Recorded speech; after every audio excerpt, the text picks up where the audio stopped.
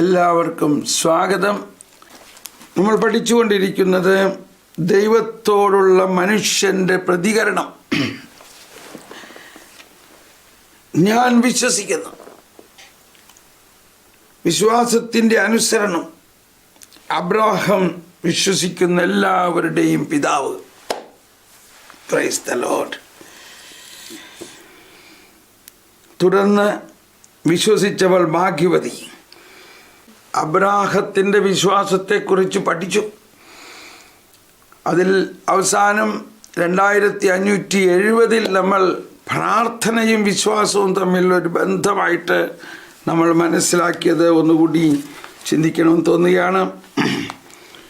അവിടെ പറയുന്നത് ഇതാണ്: വാഗ്ദാനവും വിശ്വാസത്തിൻ്റെ പ്രാർത്ഥനയും. അപ്പോൾ നമ്മൾ വിശ്വാസികളാണ്. നമ്മളെല്ലാം വിശ്വാസികളാണ്. പക്ഷെ നമ്മുടെ വിശ്വാസത്തെ എങ്ങനെ ജ്വലിപ്പിക്കാൻ പറ്റും, എങ്ങനെ വളർത്താൻ പറ്റും, അതിൽ നല്ലൊരു കാര്യമാണ് ഇവിടെ നമ്മൾ പഠിച്ചത്. അതൊന്നുകൂടി എടുക്കാൻ തോന്നുകയാണ്. 2570 ആദ്യത്തെ 2 സെൻറ്റൻസ്. ദൈവം തന്നെ വിളിച്ചപ്പോൾ കർത്താവ് കൽപ്പിച്ചതനുസരിച്ചു. അതാണ് ഉൽപ്പത്തി 12:4. കർത്താവ് കൽപ്പിച്ചതനുസരിച്ച അബ്രാഹാം പുറപ്പെട്ടു. അബ്രാഹത്തിൻ്റെ ഹൃദയം പൂർണ്ണമായും വചനത്തിന് വിധേയമായിരുന്നതിനാൽ അദ്ദേഹം അനുസരിക്കുന്നു. കണ്ടോ, അതാണ് ഒന്നാമത്തെ കാര്യം. എന്തുകൊണ്ടാണ് അബ്രാഹത്തിന് ഉടനെ അനുസരിക്കാൻ പറ്റിയത്? അബ്രാഹത്തിൻ്റെ ഹൃദയം പൂർണ്ണമായും ദൈവവചനത്തിന് വിധേയമായി ഇരുന്നതിനാൽ അദ്ദേഹം അനുസരിക്കുന്നു. രണ്ടാമത്, ദൈവഹിതത്തിനനുസൃതമായി തീരുമാനങ്ങളെടുക്കുന്ന ഹൃദയത്തിൻ്റെ ശ്രവണം പ്രാർത്ഥനയുടെ അവശ്യ ഘടകമാണ്. ഒന്നുകൂടി, ദൈവഹിതത്തിനനുസൃതമായി തീരുമാനങ്ങളെടുക്കുന്ന ഹൃദയത്തിൻ്റെ ശ്രവണം പ്രാർത്ഥനയുടെ അവശ്യ ഘടകമാണ്. അപ്പോൾ പ്രാർത്ഥന എന്ന് പറയുന്നത് നമ്മുടെ വാക്കുകളിൽ കുറേ അങ്ങോട്ട് പറയുന്നത് മാത്രമല്ല. പ്രാർത്ഥനയുടെ അവശ്യ ഘടകം ദൈവം പറയുന്നത് ശ്രവിക്കുക എന്നുള്ളതാണ്. ഇത് നമ്മൾ പല പ്രാവശ്യം പറഞ്ഞിട്ടുള്ളതാണ്.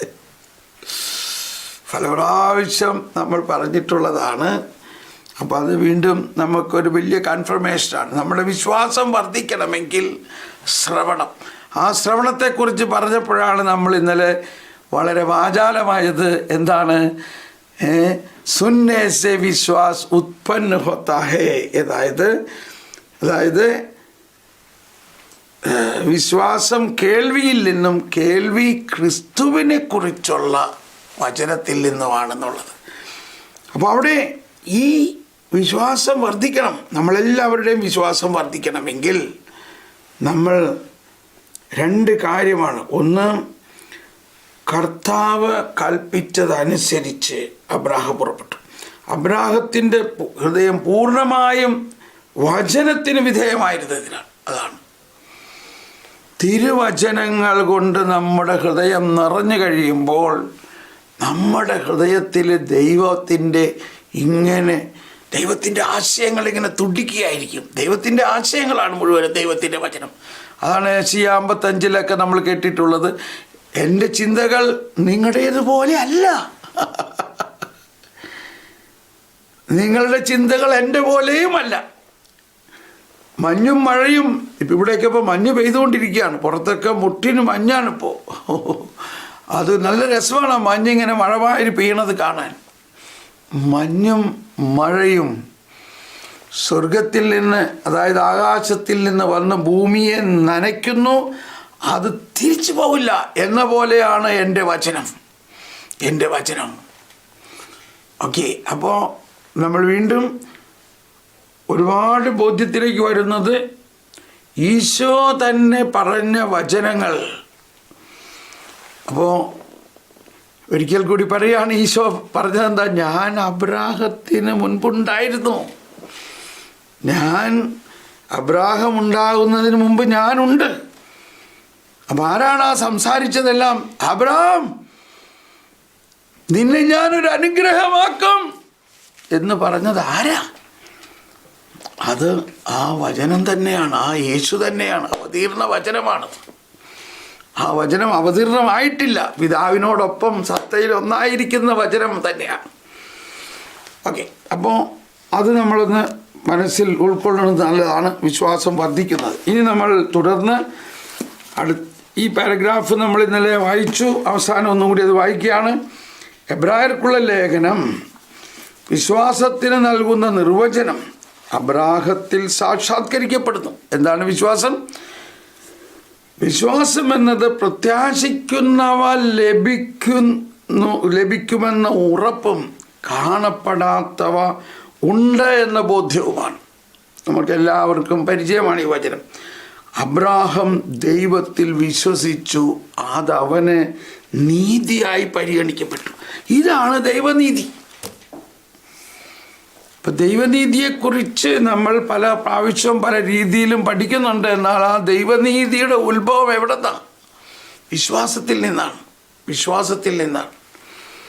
അതാണ് വിശ്വാസത്തിൽ നിന്ന് വിശ്വാസത്തിലേക്ക് നമ്മൾ ഉയരുന്നു. സുവിശേഷത്തെക്കുറിച്ച് ഞാൻ ലജ്ജിക്കുന്നില്ല. എവിടെയാണത്? റോമർ 1-ാം അധ്യായത്തിൽ 16-ാമത്തെ വചനം. ഇതെല്ലാവർക്കും അറിയാം. സുവിശേഷം രക്ഷയിലേക്ക് നയിക്കുന്ന ദൈവശക്തിയാണ്. അടുത്ത വചനം എന്താണ്? അത് വിശ്വാസത്തിൽ നിന്ന് വിശ്വാസത്തിലേക്ക് നമ്മളെ നയിക്കുന്ന ദൈവനീതിയെ നമ്മൾ ദൈവനീതിയിലേക്ക് നമ്മളെ നയിക്കും. അതാണ് അബ്രാഹത്തിൻ്റെ വിശ്വാസം അവന് നീതിയായി പരിഗണിക്കപ്പെട്ടു. അബ്രാഹവും ജന്മപാപമുള്ള ഒരാളായിരുന്നല്ലോ. പക്ഷെ എവിടെ പോയി ഇപ്പോൾ ജന്മപാപം? അബ്രാഹത്തിനോട് കർത്താവ് പറയുകയാണ്, ഞാൻ നിന്നെ ഒരു അനുഗ്രഹമാക്കും, നിന്നിലൂടെ ഈ ഭൂമുഖം മുഴുവനും അനുഗ്രഹിക്കപ്പെടും, നിന്നിലൂടെ സകല ജനങ്ങളും അനുഗ്രഹിക്കപ്പെടും. സകല ജനങ്ങളും, ജാതി മതഭേദമന്യേ കേട്ടോ. അപ്പോൾ അബ്രാഹം എന്തെങ്കിലും ചെയ്തിട്ടാണോ ഇത്? അബ്രാഹം വിശ്വസിച്ചു. എന്ത് വിശ്വസിച്ചു? കർത്താവേ, നീ പറഞ്ഞതാണ്, നീ പറയണത് നടക്കും. എന്തുകൊണ്ട് നടക്കും? നീ പറയണത് കൊണ്ട് നടക്കും. ഇതിവിടെ കാരണമൊന്നുമില്ല അബ്രാഹത്തിന്. അബ്രാഹം ചോദിച്ചില്ല, അതെങ്ങനെ എൻ്റെ ഭാര്യ ഗർഭിണിയാകും, അവൾക്ക് ഇപ്പോൾ ആർത്തവദശയില്ല, ഞാനോ വയസ്സായി, എങ്ങനെ നടക്കും, ഇതെന്തീ പറയണത്? അതാണ് മാതാവിൻ്റെ അടുത്ത് എലിസബത്ത് പറഞ്ഞു, വിശ്വസിച്ചവളെ നീ ഭാഗ്യവതി. എലിസബത്തിൻ്റെ ഭർത്താവ് ഒരു വൈദികനായിരുന്നു, പുരോഹിതനായിരുന്ന സക്കറിയായുടെ അടുത്ത് ഗബ്രിയേൽ മാലാഖ വന്ന് പറഞ്ഞു, നിനക്കൊരു കുഞ്ഞുണ്ടാകും. എനിക്കോ? ഞങ്ങളൊക്കെ വയസ്സായില്ല, ഇനി എങ്ങനെ കുഞ്ഞുണ്ടാകണേ? അദ്ദേഹത്തിന് അത് വിശ്വസിക്കാൻ പറ്റിയില്ല.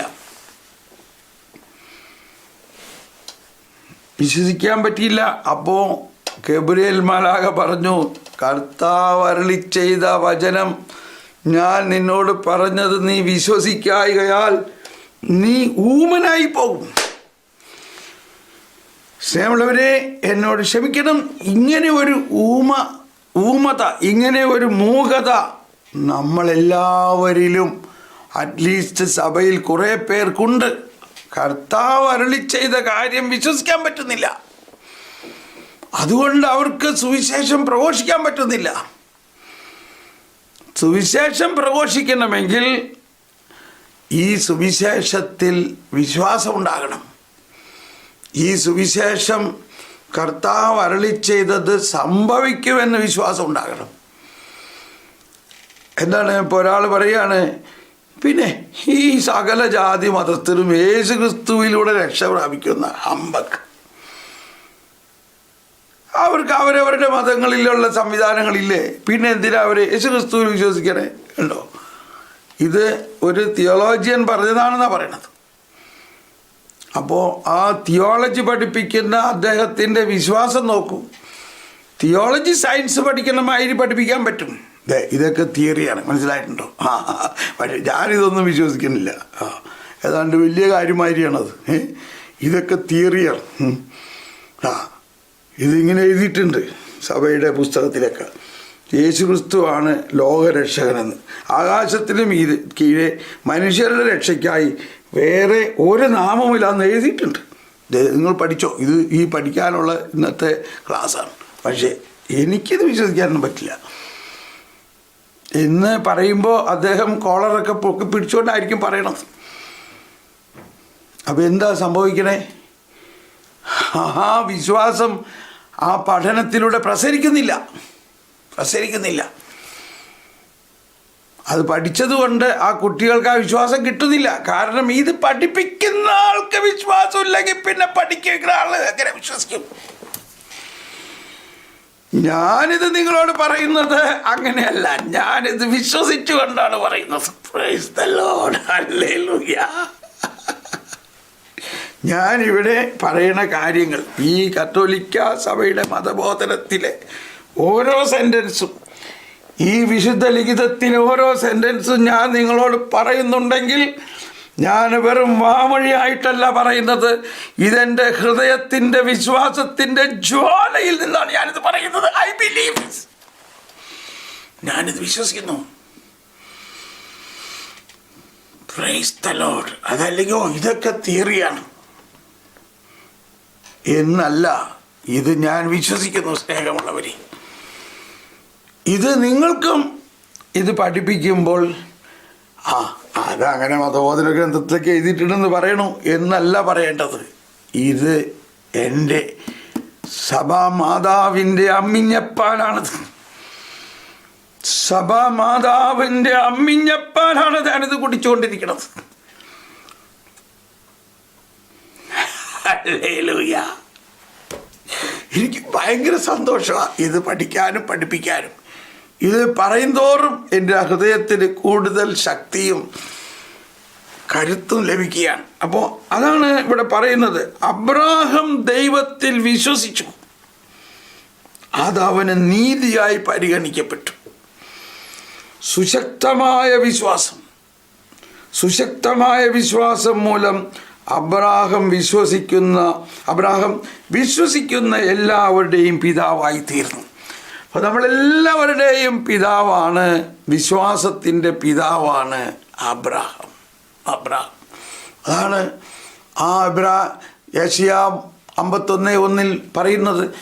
രക്ഷ അന്വേഷിക്കുന്നവരെ, കർത്താവിനെ അന്വേഷിക്കുന്നവരെ, രക്ഷ തേടുന്നവരെ, യെശയ്യാ 51:1, നിങ്ങളെ വെട്ടിയെടുത്ത പാറയിലേക്ക്, നിങ്ങളെ കുഴിച്ചെടുത്ത ഖനിഗർഭത്തിലേക്ക് നോക്കുവിൻ. നിങ്ങളുടെ പിതാവായ അബ്രാഹത്തെയും നിങ്ങളെ വഹിച്ച സാറയെയും നോക്കുവിൻ. Praise the Lord, praise the Lord, praise the Lord. അപ്പോൾ ഇവിടെയെല്ലാം നമ്മൾക്ക് ഇന്നത്തെ കാലഘട്ടത്തിൽ ഈ വെല്ലുവിളി സ്വീകരിച്ചുകൊണ്ട് നമ്മുടെ ജീവിതത്തിൻ്റെ വിജയം എന്നത് ഈ അബ്രാഹാം മുതലുള്ള കർത്താവിൻ്റെ ഈ വിശ്വാസ പ്രസരണം, അബ്രാഹത്തിൻ്റെയും ഇസ്ഹാക്കിൻ്റെയും യാക്കോബിൻ്റെയും ദൈവമേ എന്ന് പറയുന്നത് വിശ്വാസം, പ്രത്യാശ, സ്നേഹം എന്ന 3 ദൈവിക പുണ്യങ്ങളുടെ ആ കൃപ നമ്മൾക്ക് തന്നിരിക്കുകയാണ്.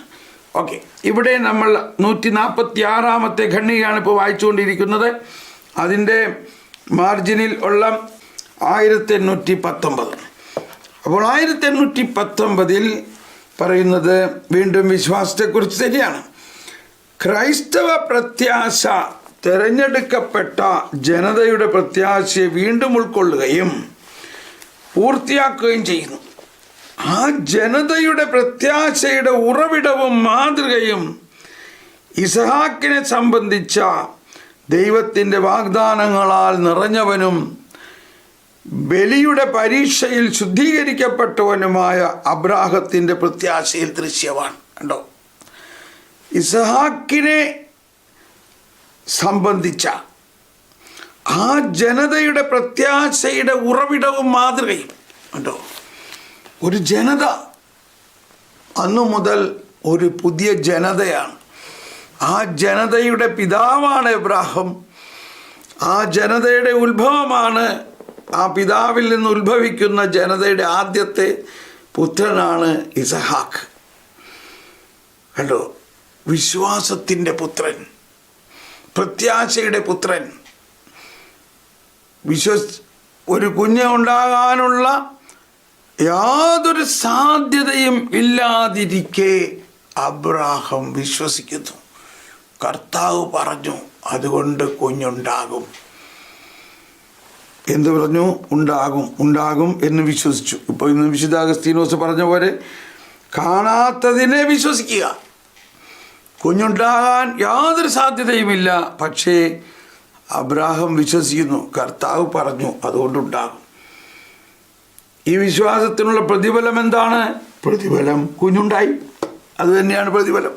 ഞങ്ങളുടെ വിശ്വാസത്തിൻ്റെ പ്രതിഫലം ഞങ്ങൾ വിശ്വസിക്കുന്നത് ഞങ്ങളിൽ തന്നെ സംഭവിക്കുമെന്നതാണ്. ദൈവമേ, ഞങ്ങളുടെ വിശ്വാസത്തിൻ്റെ പ്രതിഫലം ഞങ്ങൾ വിശ്വസിക്കുന്നത് ഞങ്ങളിൽ തന്നെ സംഭവിക്കുമെന്നത് തന്നെയാണ്. യേശു ക്രിസ്തുവിൽ വിശ്വസിക്കുന്നവർക്ക് എന്ത് പ്രതിഫലം? നിത്യജീവൻ. ഹല്ലേലൂയ. ദൈവം തൻ്റെ ഏകപുത്രനെ, ദൈവം ലോകത്തെ ഇത്രമാത്രം സ്നേഹിച്ചു, തൻ്റെ ഏകജാതനെ നൽകാൻ തക്ക വിധം അവനിൽ വിശ്വസിക്കുന്നവർക്ക് നിത്യജീവൻ ഉണ്ടാകുന്നതിനായി. അപ്പോൾ വിശ്വസിക്കുന്നവന് എന്ത് കിട്ടും? നിത്യജീവൻ കിട്ടും. എപ്പോൾ കിട്ടും? ഇപ്പം കിട്ടും. ഇപ്പം കിട്ടും, വിശ്വസിക്കുമ്പോൾ കിട്ടും. ആർക്കറിയാം എന്താണാവോ ഈ നിത്യജീവൻ? അത് മരിച്ചു കഴിഞ്ഞിട്ട് കിട്ടുന്നതാണോ? വിശ്വസിക്കുന്നവന് വിശ്വസിക്കുമ്പോൾ തന്നെ അത് ലഭിക്കും. അതാണ്. അബ്രാഹാം വിശ്വസിച്ചു, അതവനെ നീതിയായി പരിഗണിച്ചു.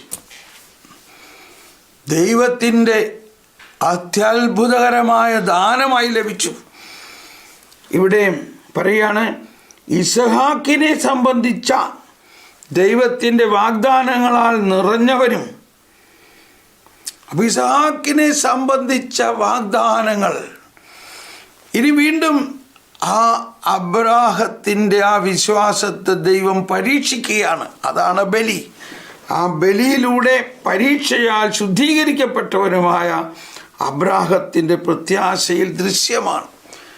ആ തൻ്റെ മകനെ ഞാൻ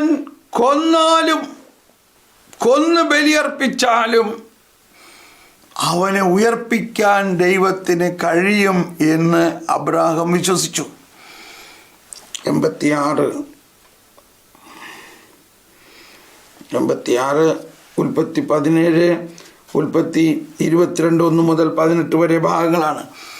അത് എബ്രായ ലേഖനത്തിൽ കാണാം. എബ്രായ ലേഖനത്തിൽ 11-ാം അധ്യായത്തിൽ 17 മുതൽ, വിശ്വാസം മൂലമാണ് പരീക്ഷിക്കപ്പെട്ടപ്പോൾ അബ്രാഹാം ഇസഹാക്കിനെ സമർപ്പിച്ചത്.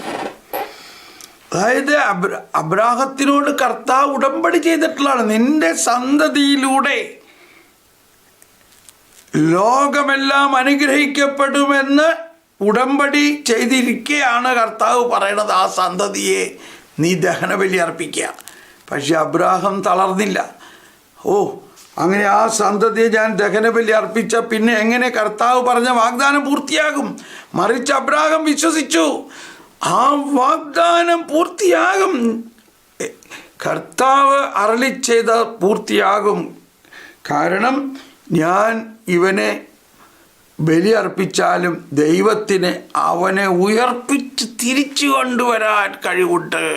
അതാണ് ഇസ്ഹാക്കിലൂടെ നിന്റെ സന്തതി വിളിക്കപ്പെടും എന്ന വാഗ്ദാനം സ്വീകരിച്ചിരുന്നിട്ടും അവൻ തൻ്റെ ഏകപുത്രനെ ബലിയർപ്പിക്കാൻ ഒരുങ്ങി. എന്തുകൊണ്ടാണ്? ഇതാണ് വലിയ ശക്തമായ ഉയർപ്പിലേക്ക് നമ്മൾ നീങ്ങുകയാണ്. മരിച്ചവരിൽ നിന്ന് മനുഷ്യരെ ഉയർപ്പിക്കാൻ പോലും ദൈവത്തിന് കഴിയുമെന്ന് അവൻ വിശ്വസിച്ചു. അതുകൊണ്ട് ആലങ്കാരികമായി പറഞ്ഞാൽ ഇസഹാക്കിനെ അവന് തിരിച്ചു കിട്ടി. Price the Lord. അപ്പോൾ ഇവിടെ തന്നെ കണ്ടോ ആ മഹത്വത്തിൻ്റെ അവസ്ഥയാണ്. അവനെ ഞാൻ കഴുത്ത് അറുത്ത് ബലി അർപ്പിച്ചാലും എൻ്റെ ദൈവം എന്നോട് ചെയ്ത വാഗ്ദാനം പൂർത്തിയാക്കാൻ അവനെ ഉയർപ്പിക്കാൻ കഴിവുള്ളവനാണ് എൻ്റെ ദൈവം. കണ്ടോ ഉയർപ്പിക്കാൻ കഴിവുള്ളവനാണ്. Praise the Lord. അതാണ് ദൈവത്തിൻ്റെ ശക്തിയിൽ വിശ്വസിക്കുക. ദൈവത്തിൻ്റെ ശക്തി, ദൈവത്തിൻ്റെ സർവാധിപ ശക്തി ഉയർപ്പിക്കുന്ന ശക്തിയാണ്. അവനെ മരിച്ചവരിൽ നിന്ന് മനുഷ്യരെ ഉയർപ്പിക്കാൻ പോലും ദൈവത്തിന് കഴിയുമെന്ന് അബ്രാഹാം വിശ്വസിച്ചു. Price the Lord. അങ്ങനെയുള്ള പ്രത്യാശയാണ് വിശ്വാസം എന്ന് പറയുന്നത്. അങ്ങനെയുള്ള പ്രത്യാശ. വീണ്ടും നമുക്ക് 147 പോകാം. ഈ വിശ്വാസത്തിൻ്റെ സാക്ഷികളെ കൊണ്ട് സമ്പന്നമാണ് പഴയ നിയമം. അതാണ് പഴയ നിയമത്തിലെ ഏറ്റവും വലിയ സംഭാവന അതാണ്. എന്നാൽ പുതിയ നിയമത്തിലേക്ക് വരുമ്പോൾ ഇവിടെ കേൾക്കാം നമുക്ക്. ദൈവികമായ അംഗീകാരം സിദ്ധിച്ച പൂർവികരുടെ മാതൃകായോഗ്യമായ വിശ്വാസത്തെ എബ്രായർക്കുള്ള ലേഖനം പ്രശംസിക്കുന്നുണ്ട്. എബ്രായർ 11:2-39 ഇങ്ങനെയാണെങ്കിലും ദൈവം നമുക്കായി ശ്രദ്ധിക്കണം, കൂടുതൽ ശ്രേഷ്ഠമായത് കരുതിയിട്ടുണ്ടായിരുന്നു. Praise the Lord. അതെന്താണ്? നമ്മുടെ വിശ്വാസത്തിൻ്റെ നാഥനും അതിനെ പൂർണ്ണതയിലെത്തിക്കുന്നവനുമായ ദൈവപുത്രനായ യേശുവിൽ വിശ്വസിക്കുന്നതിനുള്ള വരം. അതാണ്. അപ്പോൾ അബ്രാഹത്തിൽ ആരംഭിക്കുന്ന ആ വിശ്വാസത്തിൻ്റെ പാറ, ആ വിശ്വാസത്തിൻ്റെ കുതിപ്പ് ചെന്നെത്തുന്നത് യേശുവിലുള്ള വിശ്വാസത്തിലാണ്. പൂർണ്ണത. നമ്മുടെ വിശ്വാസത്തിൻ്റെ നാഥനും അതിനെ പൂർണ്ണതയിലെത്തിക്കുന്നവനുമായ എബ്രായർ 11:40. എബ്രായർ 11:40. 39 പറയാണ്, വിശ്വാസം മൂലം ഇവരെല്ലാം അംഗീകാരം പ്രാപിച്ചെങ്കിലും വാഗ്ദാനം ചെയ്യപ്പെട്ടത് പ്രാപിച്ചില്ല. അതാണ് ഈ പഴയ നിയമത്തിലെ എല്ലാവരും വിശ്വാസം മൂലം അംഗീകാരം പ്രാപിച്ചെങ്കിലും വാഗ്ദാനം ചെയ്യപ്പെട്ടത് പ്രാപിച്ചില്ല. അവിടെയാണ് പഴയ നിയമത്തിൽ നിന്നും നമ്മൾ പുതിയ നിയമത്തിലേക്കുള്ള ഒരു ഉയർച്ച. കാരണം നമ്മെ കൂടാതെ അവർ പരിപൂർണരാക്കപ്പെടരുത് എന്ന് കണ്ട ദൈവം നമുക്കായി കുറെ കൂടി ശ്രേഷ്ഠമായവ നേരത്തെ കണ്ടുവച്ചിരിക്കുന്നു. തുറന്നു പറയാണ്, നമുക്ക് ചുറ്റും സാക്ഷികളുടെ വലിയ സമൂഹമുള്ളതിനാൽ നമ്മെ വിഷമിപ്പിക്കുന്ന ഭാരവും പാപവും നമുക്ക് നീക്കിക്കളയാം. നമുക്കായി നിശ്ചയിച്ചിരിക്കുന്ന ഈ ഓട്ടപ്പന്തയം സ്ഥിരോത്സാഹത്തോടെ നമുക്ക് ഓടിത്തീർക്കാം. തുടർന്നാണ് പറയുന്നത്, നമ്മുടെ വിശ്വാസത്തിൻ്റെ നാഥനും അതിനെ പൂർണ്ണതയിലെത്തിക്കുന്നവനുമായ യേശുവിനെ മുമ്പിൽ കണ്ടുകൊണ്ട് വേണം നാം ഓടാൻ. ഇവിടെ ഈശോയും ഫരിസേയ പ്രമാണികർക്കുള്ള പ്രശ്നം എന്താണ്? അവർക്ക് അബ്രാഹാം വരെ എത്താനേ സാധിക്കുന്നുള്ളൂ.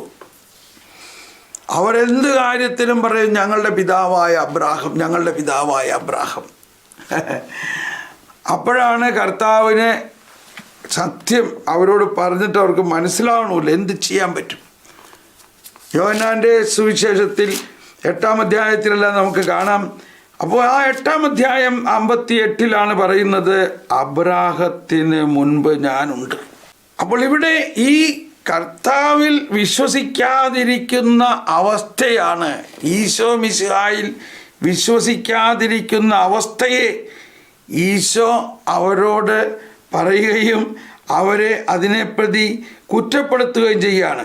39 അവർ പറഞ്ഞു, അബ്രാഹമാണ് ഞങ്ങളുടെ പിതാവ്. യേശു അവരോട് പറഞ്ഞു, നിങ്ങൾ അബ്രാഹത്തിൻ്റെ മക്കളാണെങ്കിൽ അബ്രാഹത്തിൻ്റെ പ്രവൃത്തികൾ ചെയ്യുമായിരുന്നു.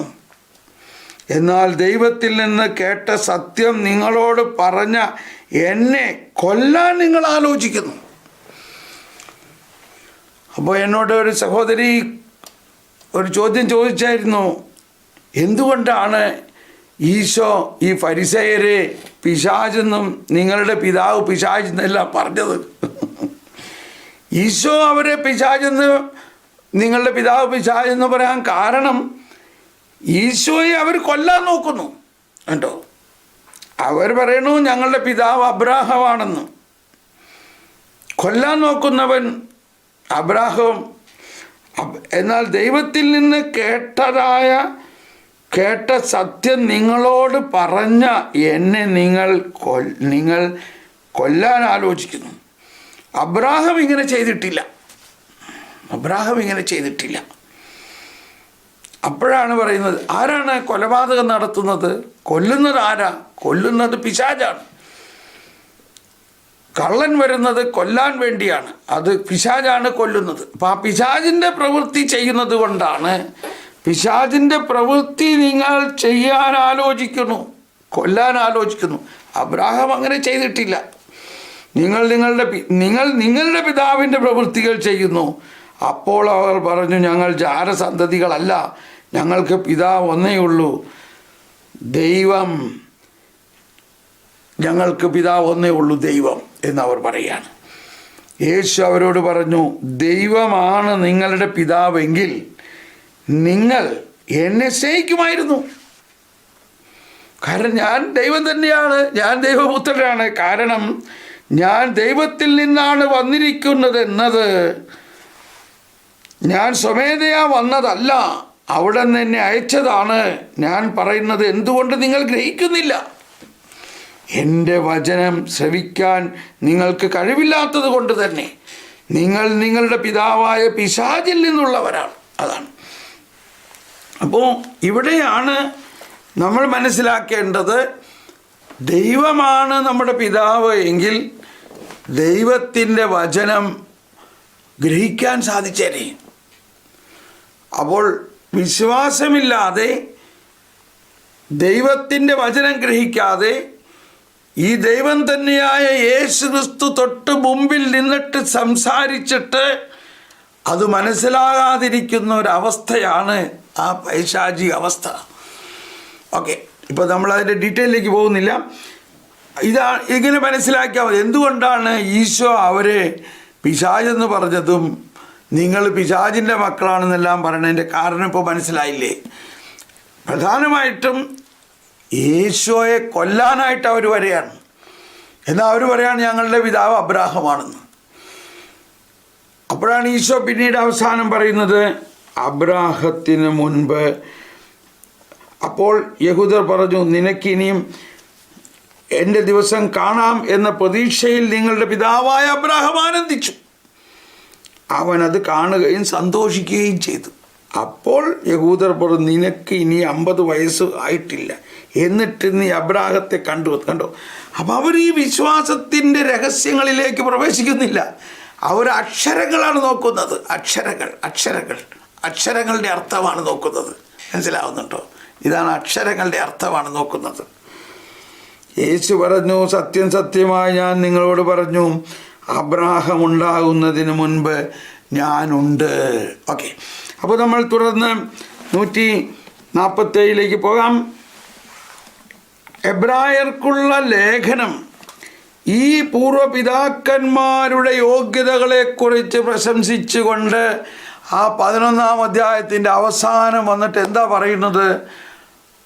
അവർ ആ വാഗ്ദാനം കണ്ടില്ല. ആ വാഗ്ദാനം ആരിലൂടെ പൂർത്തിയാകുന്നത്? അത് പുതിയ നിയമത്തിൽ യേശു ക്രിസ്തുവിലൂടെയാണ് പൂർത്തിയാകുന്നത്. അതുകൊണ്ടാണ് 12-ാം അധ്യായം 11-ാം അധ്യായത്തിൽ നിന്ന് 12:2 വന്നിട്ട് പറഞ്ഞു, നമ്മുടെ വിശ്വാസത്തിൻ്റെ നാഥനും. അപ്പം ഇവിടെയാണ് നമ്മൾ യേശു ക്രിസ്തുവിൽ വിശ്വസിക്കുമ്പോൾ ഉണ്ടാകുന്ന ഗുണം.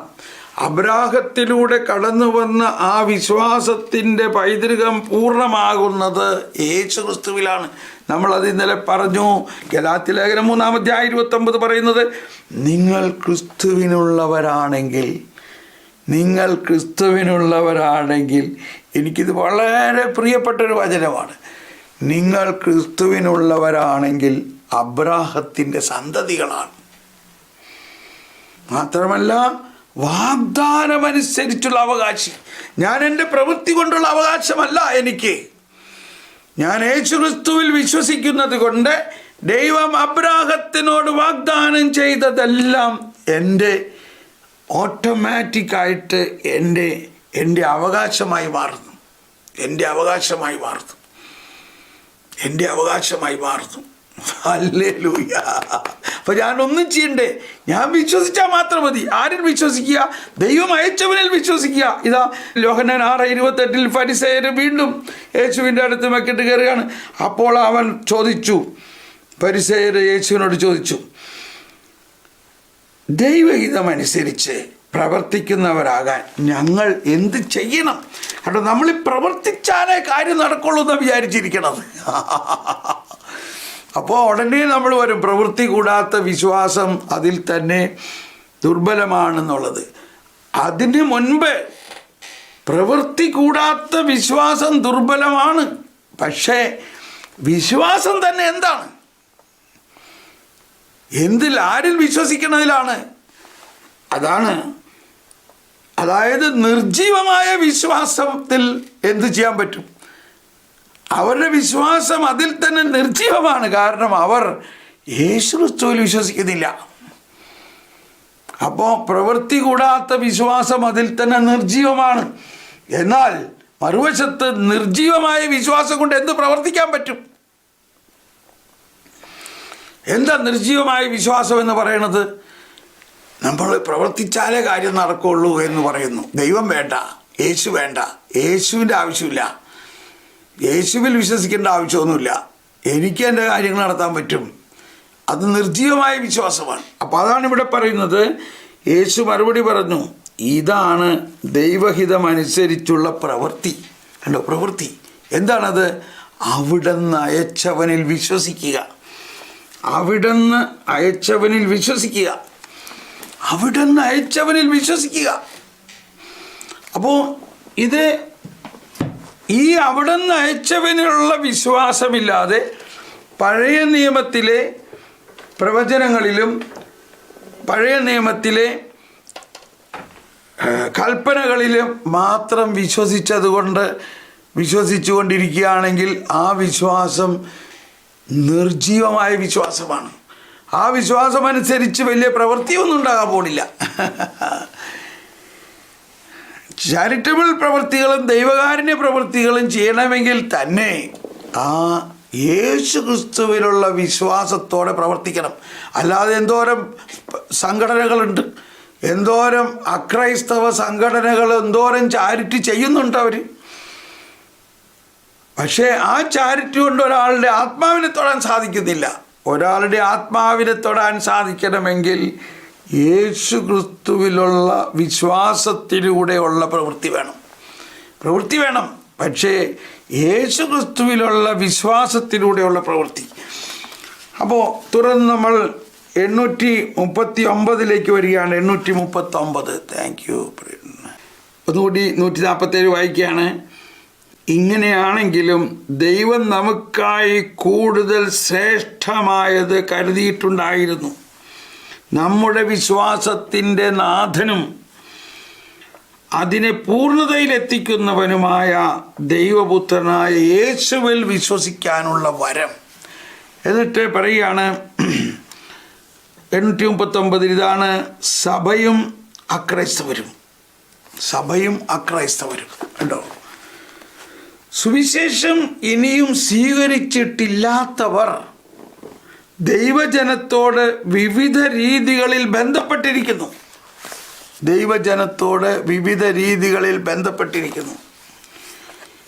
എന്നിട്ട് ഉദാഹരണത്തിന് യഹൂദ ജനത്തോട് സഭയ്ക്കുള്ള ബന്ധം, പുതിയ ഉടമ്പടിയിലെ ദൈവജനമായ സഭ തൻ്റെ രഹസ്യത്തിലേക്ക് ആഴ്ന്നിറങ്ങുമ്പോൾ യഹൂദ ജനവുമായി തനിക്കുള്ള ബന്ധം കണ്ടെത്തുന്നു.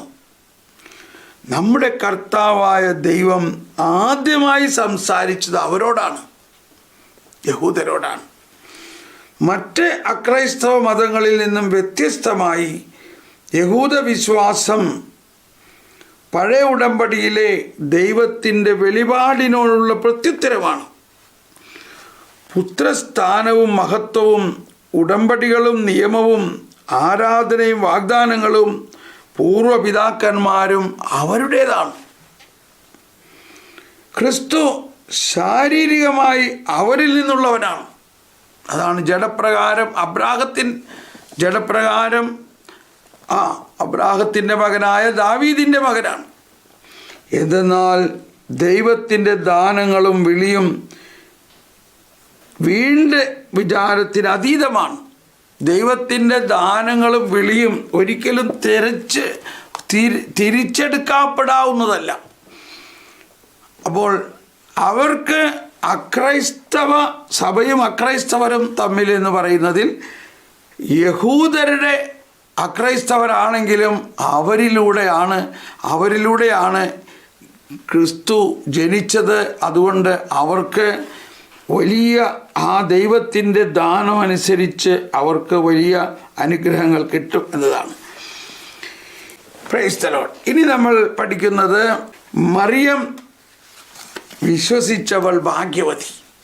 148 ഖണ്ഡികയിൽ പറയുന്നത് വിശ്വാസാനുസരണത്തിൻ്റെ ഏറ്റവും പൂർണ്ണമായ മൂർത്തിഭാവമാണ് കന്യകാമറിയം.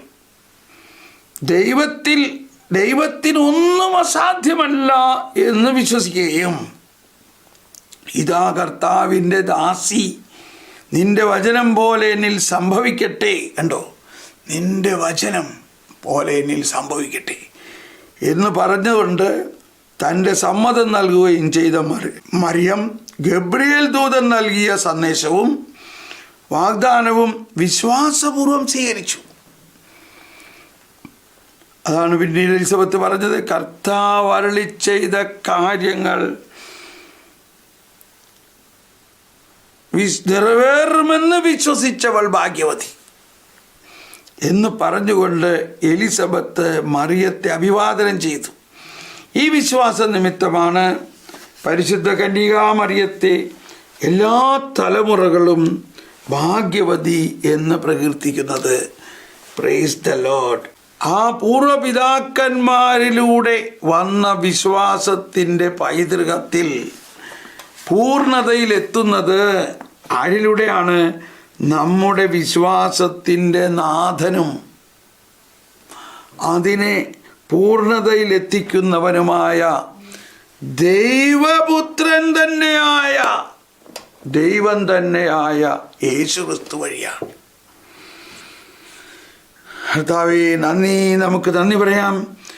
നമ്മുടെ വിശ്വാസത്തെ ദൈവം നമുക്ക് നൽകിയിരിക്കുന്ന ഏറ്റവും വലിയ ദാനമാണ്. അതാണ് പൗലോസ്ലീഹ പറയുന്നത്, കേൾവിയിലൂടെ. ആരെക്കുറിച്ചുള്ള കേൾവി? യേശുക്രിസ്തുവിനെ കുറിച്ചുള്ള. യേശുക്രിസ്തുവിൻ്റെ വാക്കുകൾ തന്നെ കേൾക്കണം. നമ്മുടെ വിശ്വാസം വളരും. ഈ കാലഘട്ടത്തിൻ്റെ ഏറ്റവും വലിയ ആവശ്യം ഇതാണ്, വിശ്വാസം വളരുക എന്നുള്ളതാണ്. വിശ്വാസം വളരുക എന്നുള്ളതാണ്. നമ്മൾ വിശ്വാസം വളരുമ്പോൾ അതനുസരിച്ച് നമ്മുടെ ഭയം മാറും, നമ്മുടെ ചിന്തകൾ മാറും, നമ്മുടെ പ്രാർത്ഥന മാറും, എല്ലാം മാറും. സ്നേഹമുള്ളവരെ, പ്രൈസ് ദി ലോർഡ്.